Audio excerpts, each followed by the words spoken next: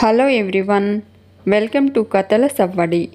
ఈ వీడియోలో నేను ఒక అందమైన ముగ్గు వేస్తూ మీకు ఒక ఆసక్తికరమైన కథను షేర్ చేస్తున్నాను. ప్రేరణ తను బ్లాంక్ బాండ్ పేపర్స్ మీద సంతకం పెట్టను అంటుంది. వీరాస్వామి, సరోజ నువ్వు సంతకం పెట్టకుండా ఇక్కడి నుంచి వెళ్ళలేవు అంటారు. ప్రేరణ ఏంటి బెదిరిస్తున్నారా, నీ సంతకం చేయను అని చెప్పి వెళ్ళబోతుంది. ప్రేరణను రౌడీలు చుట్టుముడతారు. ప్రేరణ తన ప్రాణం పోయిన సంతకం మాత్రం పెట్టను అంటుంది. సరోజ రౌడీలతో ఆ డాక్యుమెంట్స్ మీద అది సంతకం పెట్టాకే దాని ప్రాణం పోవాలి అంటుంది. తర్వాత దాన్ని మీరేమైనా చేసుకోండి, నాకు అనవసరం అంటుంది. ఆ రౌడీలు ప్రేరణను టచ్ చేయబోతూ ఉంటారు. అప్పుడే సిద్ధార్థ్ అక్కడికి వస్తాడు. ప్రేరణ సిద్ధార్థ్ని చూసి పరిగెత్తుతూ వెళ్ళి సిద్ధార్థ్ని హక్ చేసుకుంటుంది. ఆ రౌడీల నుంచి ప్రేరణను తప్పిస్తూ ఆ రౌడీలను కొడుతూ ఉంటాడు సిద్ధార్థ్. ఆ రౌడీలు తమను వదిలేయమని సిద్ధార్థ్ని రిక్వెస్ట్ చేసి పారిపోతారు. సిద్ధార్థ్ వీరాస్వామి, సరోజ దగ్గరకు వెళ్ళి మీ వెనక ఎవరున్నారో చెప్పమని అడుగుతూ ఉంటాడు. అప్పుడే సరోజ ఫోన్ రింగ్ అవుతుంది. సిద్ధార్థ్ ఆ ఫోన్ తీసుకుని స్క్రీన్ మీద గణాసర్ అని ఉండడం చూసి సరోజతో సంతకం పెట్టించాను అని గణేష్కి చెప్పి ఇక్కడికి పిలిపించమంటాడు. సిద్ధార్థ్ వీరాస్వామి మెడ పట్టుకోవడంతో సరోజ భయపడి సిద్ధార్థ్ చెప్పినట్టు గణేష్ని రమ్మని చెప్పి సంతకం పెట్టించాను అంటుంది. గణేష్ నవ్వుకుంటూ సరోజ వీరాస్వామిలా ఫామ్ హౌస్కి వస్తాడు. డాక్యుమెంట్స్ ఇవ్వమని అడుగుతూ ఉంటే పక్క రూమ్లో ఉన్న సిద్ధార్థ్ ఇక్కడున్నాయి అంటూ ఆ డాక్యుమెంట్స్ చూపెట్టి ప్రేరణతో కలిసి గణేష్ దగ్గరకు వస్తాడు. గణేష్తో నువ్వు పోలీసువా క్రిమినల్వా అని అడుగుతాడు. పదే పదే ప్రేరణను ఎందుకు టార్గెట్ చేస్తున్నావు, ప్రేరణకు నీకు ఏంటి సంబంధం అని అడుగుతాడు. ప్రేరణ అడుగుతున్నాడు కదా చెప్పు అంటుంది.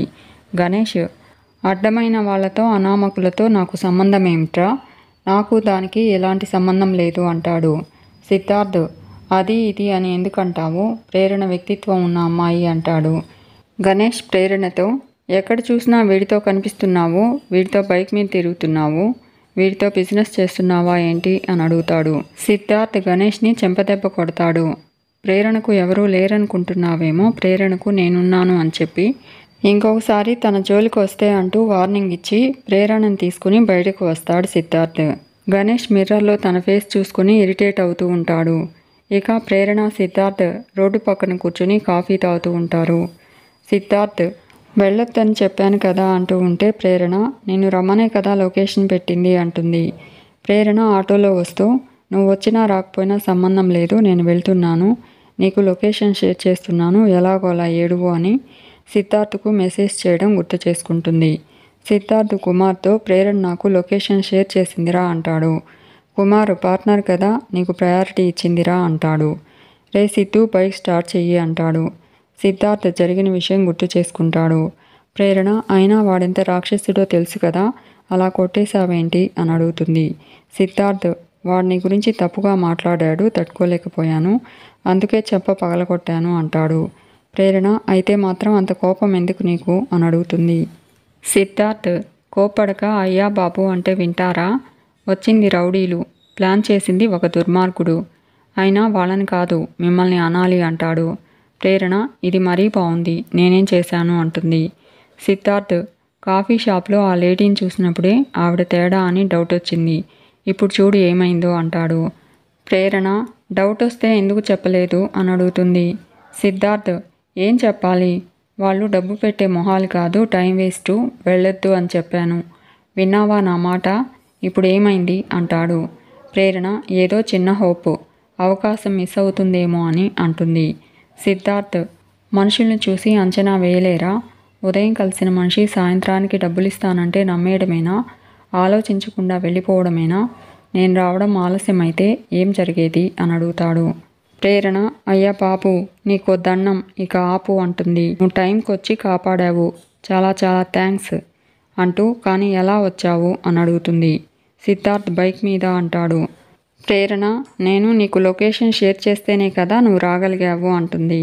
ఏదో నేను ప్రమాదంలో ఉంటే నువ్వు కనిపెట్టి కష్టపడి నన్ను వెతుక్కుంటూ వచ్చి నన్ను కాపాడినట్టు తెగ ఫోర్స్ కొడుతున్నావే అంటుంది. సిద్ధార్థ్ మీ ఆడోళ్ళు ఉన్నారే చాలా గొప్పోళ్ళండి, అవతలి వాడి గొప్పతనాన్ని మాత్రం అస్సలు ఒప్పుకోరు, మీకు మీ ఆలోచనకు మీ విధానానికి శతకోటి నమస్కారాలు అంటూ ప్రేరణ నవ్వుతూ ఉంటే నవ్వుతున్నారా అంటాడు. ప్రేరణ బాధపడాల్సిన అవసరం నాకేంటి అంటుంది. సిద్ధార్థ్ మనం కలిసి బిజినెస్ చేయాల్సిన అవసరం ఉంది. ఇక నుండైనా ఆవేశపడి మీరొక్కడే నిర్ణయం తీసుకోకుండా కలిసి డెసిషన్ తీసుకొని కలిసి బిజినెస్ చేద్దామా అంటాడు. ప్రేరణ సిద్ధార్థ్కి కాఫీ ఇచ్చి చల్లారిపోతుంది తాగు అంటుంది. ఈసారి మీకు చెప్పకుండా వెళ్ళనులే అంటుంది. సిద్ధార్థ్ సంతోషం అంటాడు. ప్రేరణ సిద్ధార్థ్ నవ్వుకుంటూ కాఫీ తాగుతూ ఉంటారు. ఇక సిద్ధార్థ్ హ్యాపీగా ఇంట్లోకి వస్తాడు. సిద్ధార్థ్ని చూసి కుమార్ ఏంట్రా జాక్పాట్ తగిలిందా ఫుల్ జోష్లో ఉన్నావు అంటాడు. సిద్ధార్థ్ లేదురా ఒక ప్రాబ్లం క్లియర్ అయిపోయింది అంటాడు. కుమార్ అంటే వాళ్ళు డబ్బులు ఇచ్చేశారా, పెట్టుబడి పెడతామన్నారా, అందుకే ఇంత హ్యాపీగా ఉన్నావా అని అడుగుతాడు. సిద్ధార్థ్ పెట్టుబడా పాడా, వాళ్ళు పెద్ద ఫ్రాడ్ అని ప్రూవ్ అయింది. నా జోస్యం నిజమైంది అంటాడు. కుమార్ ఏమైందని అడుగుతాడు. సిద్ధార్థ్ వాళ్ళు చీటర్స్ అని చెప్పి ఒక్కొక్కరిని మక్కిలిరగొట్టి వచ్చేశాను అంటాడు. కుమార్ దానికైనా ఇంత ఆనందపడుతున్నావు అంటాడు. సిద్ధార్థ్ నా పార్ట్నర్ కళ్ళు తెరిచిందిరా, రియలైజ్ అయింది. సిద్ధుకి 6th సెన్సే కాదు 7th సెన్స్ కూడా ఉందని నమ్మింది. సిద్ధు గ్రేట్ అని పొగిడింది. బిజినెస్ అంటూ చేస్తే సిద్ధుతోనే చేయాలని కమిట్ అయింది అంటాడు. కుమార్ ఫస్ట్ బాలే నో బాల్ అయిందన్నమాట అంటాడు. సిద్ధార్థ్ కానీ నెక్స్ట్ బాల్కి వికెట్ పడబోతుందిరా అంటూ తన షర్ట్ని వెనక్కి విసిరేస్తాడు సిద్ధార్థ్. సిద్ధార్థ్ టీషర్ట్కి ప్రేరణ ఇయర్ రింగ్ తగులుకుని ఉంటుంది. కుమార్ ఆ ఇయర్ రింగ్ చూసి రే ఈ పోగేంట్రా అని అడుగుతాడు. చెవికి పెట్టుకోవాల్సిన పోగు టీషర్ట్కి ఎలా వచ్చింది అని సిద్ధార్థ్ని అడుగుతాడు కుమార్. సిద్ధార్థ్ ఆ ఇయర్ రింగ్ తీసుకుని చూస్తూ ఉంటే కుమార్ ఈ పోగు ఎవరిదిరా అని సిద్ధార్థ్ని అడుగుతాడు. సిద్ధార్థ్ సరోజ ఇంటి దగ్గర ప్రేరణ తనను హక్ చేసుకోవడం గుర్తు చేసుకుంటాడు.